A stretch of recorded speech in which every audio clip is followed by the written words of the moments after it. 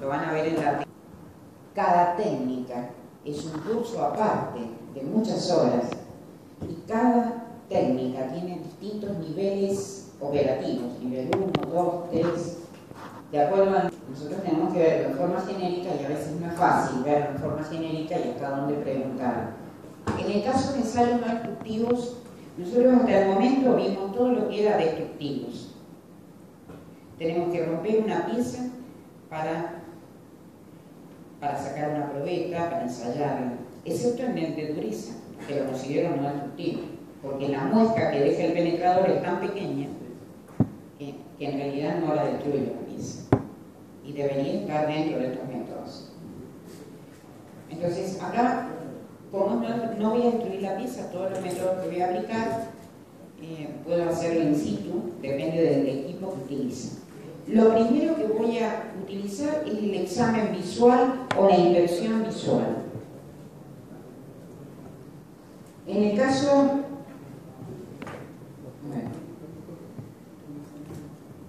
En el caso de la inspección visual, primero voy a hacer un chequeo visual, significa que voy a utilizar el ojo para poder observar. Y nuestra visión tiene un montón de defectos, por los cuales nos señala que no podemos hacer una inspección muy detallada. Entonces, generalmente para la inspección visual se utilizan algunas herramientas para facilitarnos ver cuál es el aspecto externo de la pieza. Lo primero que hacemos es cuando vamos al sitio donde hay una pieza que se ha roto, ha fallado, que por eso uno lo llaman, primero tenemos que ver, lo primero que vamos a hacer es, bueno, mirarlo. Pero primero, para tener un registro, seguramente le vamos a sacar una foto o vamos a hacer un video. Y ese va a ser nuestro registro permanente de lo que hemos observado. Pero para ayudarnos a ver el defecto, en una vez el defecto es bastante pequeño y necesitamos lupas o necesitamos TV o videos o en la misma cámara fotográfica podemos ampliar la zona y podemos ver con más detalle cuál es el defecto que tiene la superficie de la pieza o cómo es la fractura o fisura que ha experimentado la pieza. Eso solamente necesitamos herramientas aparte. Acá en el examen visual, lo único que puedo explicar es que podemos utilizar cuando el área es inaccesible. Supongamos que tenemos una cañería recta y queremos inspeccionar la pared interna de una cañería. ¿Cómo hacemos para meternos adentro de la cañería si la cañería no es muy ancha? Tenemos que utilizar un endoscopio. Los endoscopios rígidos o los flexibles.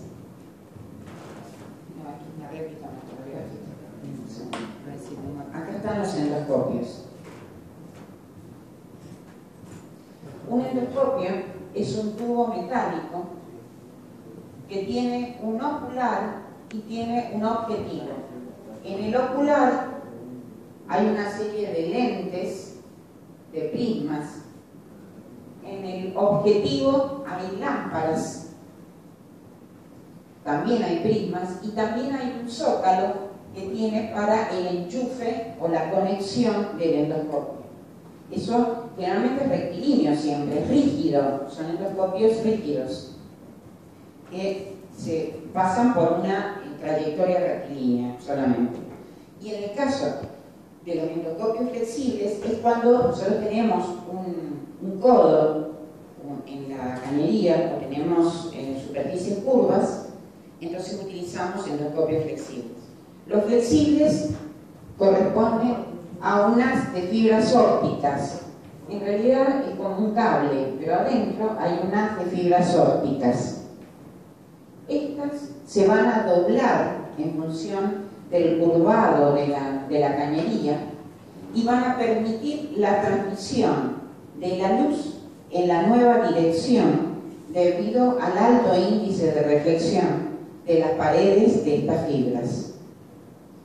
O sea, permiten transmitir la luz en direcciones distintas a las que traía, en direcciones curvadas. Estas fibras pueden ser acrílicas o pueden ser de cuarzo. Estos endoscopios son aparatitos que se utilizan también para inspeccionar las distintas partes del motor, cuando no se ve dónde está la falla de las distintas partes. Acá estamos viendo con ese endoscopio, nosotros tenemos en una pantallita que nos marca el objetivo, que es lo que está marcando acá, que hay un pozo corrosivo. En realidad hay un agujero en esta cañería. Este codo tiene un agujero o una gran corrosión que está marcado en la pantalla que corresponde a este endoscopio. Acá está magnificado. Estoy hablando de accesorios que uno puede utilizar para mejorar la inspección visual, que es lo primero que se hace cuando una pieza está fallada. En general, los ensayos no destructivos sirven para detectar las fallas de los materiales, tanto externas, superficiales, como subsuperficiales, como internas. En el caso de que un material fuese laminado, las grietas de laminación, de los rodillos de laminación que producen sobre la chapa, es un indicio que puede ser detectado por esas grietas por ensayo no destructivo. También las distorsiones o grietas de temple después de un temple, o los cambios de sección, los cambios de densidad en el material. O bien, se puede realizar un análisis dimensional de la pieza, las dimensiones que puede tener la pieza, en función, por ejemplo, de ultrasonido. Si yo mido el espesor de la pared de una cañería o del tanque, de un tanque de almacenamiento de combustible, lo puedo hacer por ultrasonido.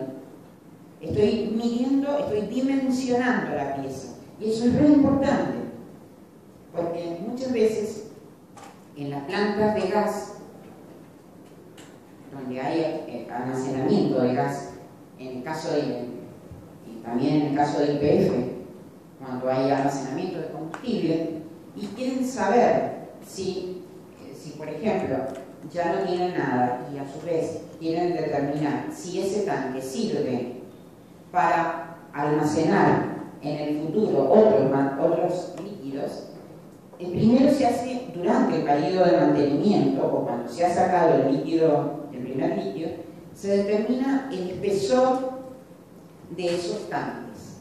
Si el espesor se ha reducido demasiado respecto de lo que dice el código ASME para recipientes sometidos a presión interna, si el espesor es menor, significa que ese material, ese tanque no se va a poder volver a utilizar. Pero uno debe hacer ese cálculo y primero hace las mediciones en forma al azar o a través de una malla.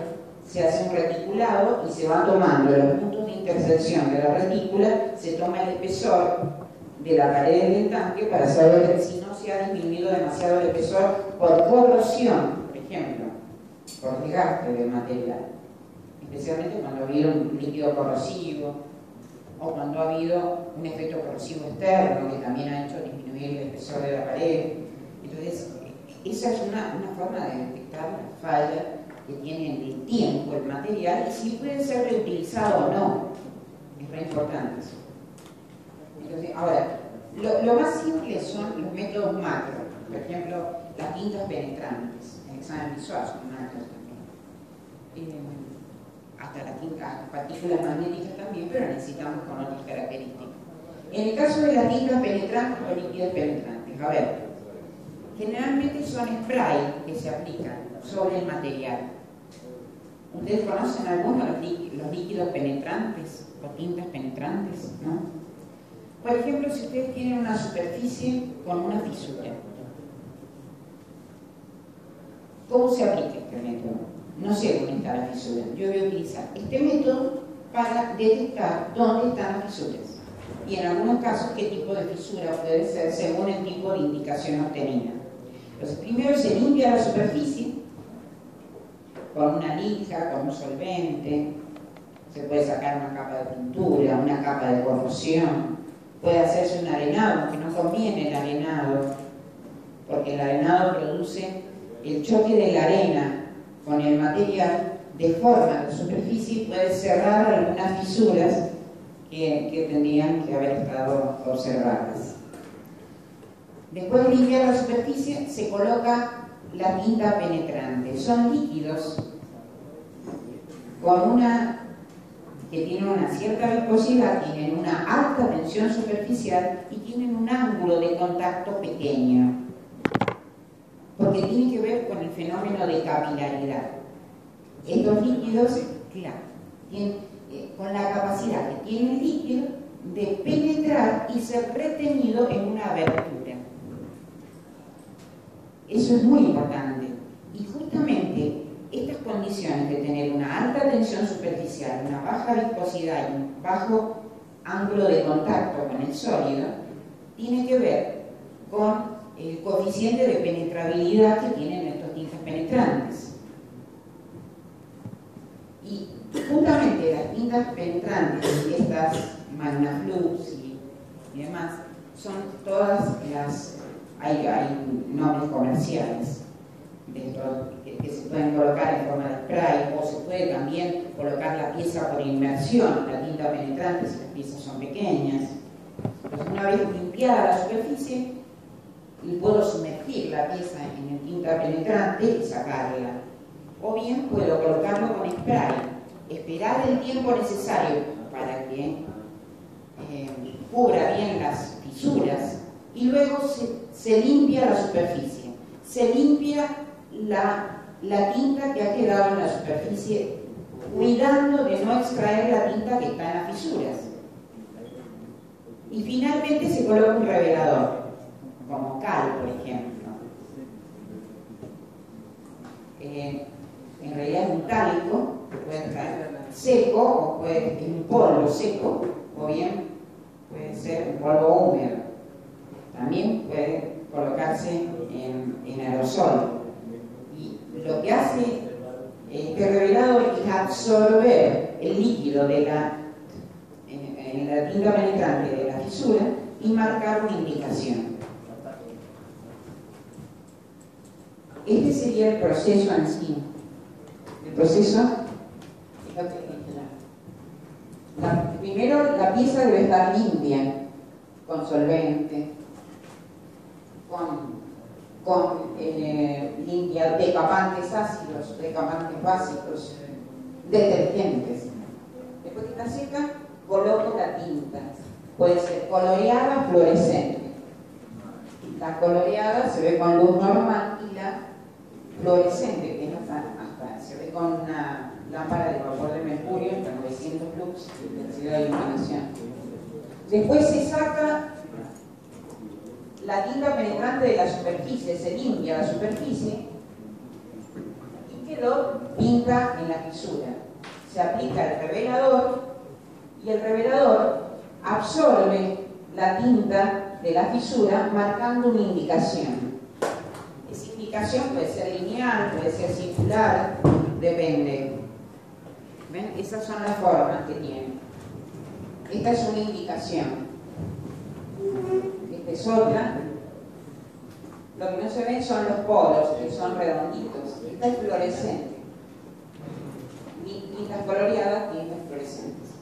Generalmente lo que se hace es trazar con una cinta durex, se pega sobre la zona donde está la indicación y se queda pegada la indicación en la cinta y eso se pega en el informe, o bien se saca una foto, pero tiene que haber un poquito permanente lo que estoy obteniendo. Aquí tienen los poros,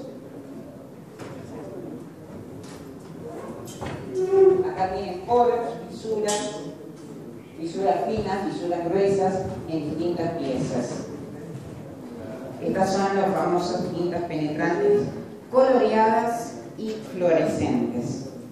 El otro método es por partículas magnéticas. Bueno, el método por partículas requiere de sustancias ferromagnéticas. O sea, se basa en la propiedad que tiene un imán, en la propiedad que tiene las sustancias, de ser atraídas por un imán a través de un campo de inducción, que está formado por líneas de inducción. ¿Se ubican eso? Bueno, eso lo han visto en física, la capacidad que tiene, claro, de ser atraídas por un imán, ¿no?, a través de un campo de inducción. Bueno, es muy importante saber ese campo de inducción porque cualquier alteración en ese campo de inducción va a generar un campo de fuga que es el que va a ser detectado por las partículas magnéticas. Por ejemplo, si en esta pieza es un imán, ¿está bien? Ustedes la dibujan de esta manera. Acá tienen el polo sur y el polo norte.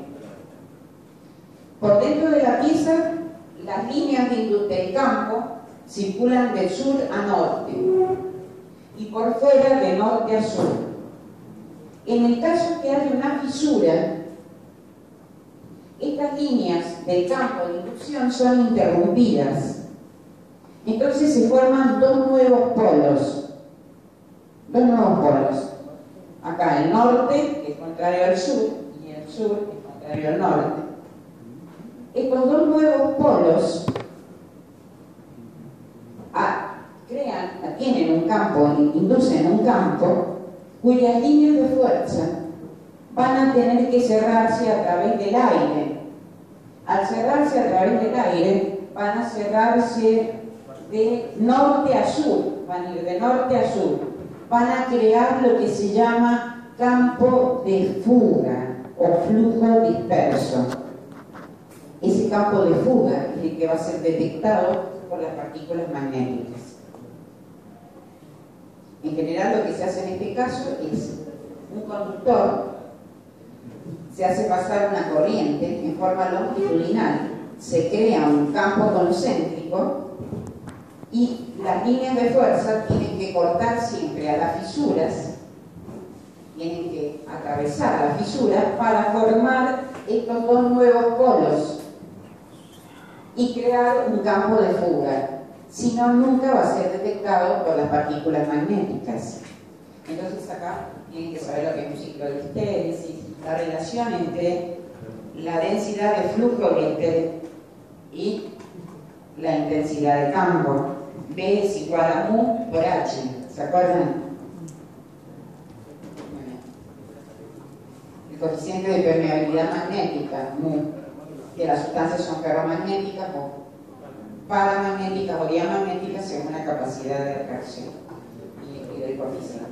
Bueno, entonces hay dos tipos de magnetización, la longitudinal y la transversal, según la orientación de la fisura. Generalmente conviene utilizar la combinación, digamos, que se llama magnetización vectorial, cuando es longitudinal y es transversal. Porque cuando no conozco la orientación de la fisura, es necesario aplicar los dos métodos.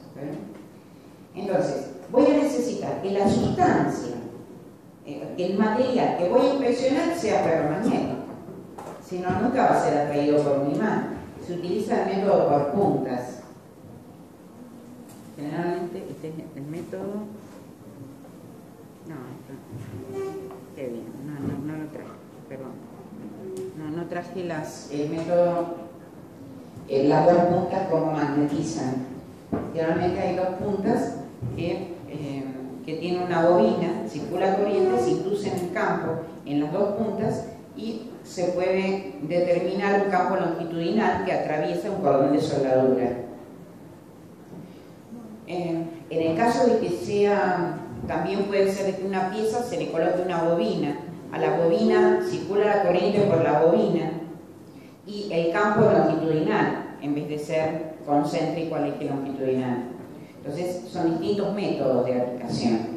Lo importante es que primero se hace circular la corriente. Después se aplican las partículas magnéticas, y lo importante es saber que hay una técnica de campo residual o de campo remanente y una técnica de campo continuo. La de campo continuo es que mientras estoy aplicando la intensidad de corriente, coloco las partículas magnéticas y detectan los defectos. Pero el de campo remanente es que una vez sacada la corriente, con el campo residual o el magnetismo remanente que posee el material, con ese puede detectar o atraer las partículas. Ese, por supuesto, es menos sensible que el otro. También hay partículas magnéticas coloreadas y también partículas fluorescentes. Y uno de los grandes problemas que tiene este método, que además de que las sustancias deben ser ferromagnéticas, se debe desmagnetizar el material antes de volver a ser usado, a ser utilizado. Porque si no, atraería cualquier partícula y se produciría abrasión, ¿verdad? Desgaste por abrasión. Generalmente la pieza se la hace pasar por una bobina donde circula corriente alterna, se la va haciendo pasar despacio y se van formando ciclos de histérisis cada vez más chicos y se lo va desimantando, digamos, desmagnetizando. Bueno, en realidad esa es una síntesis de lo que son partículas magnéticas. Ustedes todos me han dicho que sí se acuerdan de física 2 y de lo que es magnetismo. Los métodos que faltan son el método por radiografía y el método por ultrasonido. ¿Qué hora tenemos? ¿Qué hora es? 6 y 5. 6 y 5. 6 y 6, bueno. ¿Qué hacemos? ¿Puedo poder seguir? No tengo problema. ¿Ustedes también? ¿Puedo seguir un rato más?